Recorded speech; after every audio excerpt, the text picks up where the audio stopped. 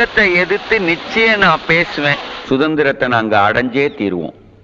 அமைதியா கொலையிலையும் ரத்த கலரிலையும் பிறக்கிற சுதந்திரம் எனக்கு வேண்டவே வேண்டாம். நான் தான் இந்து, நான் தான் கிறிஸ்துவன், நான் தான் யூதன். குடிக்கிற தண்ணீருக்கு கூட தடை, அதுவும் இந்தியாவிலேயே. அந்த நாடுகளை போல எங்களுக்கும் பிரச்சனைகள் வரலாம், ஆனா அது எங்க பிரச்சனை. ஏன்னா நம்மால அவரு ஒரு பெரிய தியாகியா ஆயிடக்கூடாது. அதை இறந்து போன போலீஸ்காரங்க குடும்பத்துக்கு சொல்லி பாருங்க.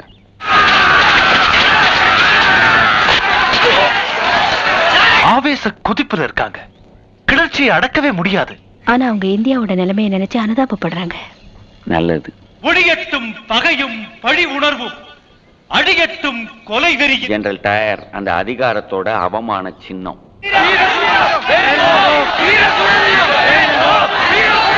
இந்திய மக்களில்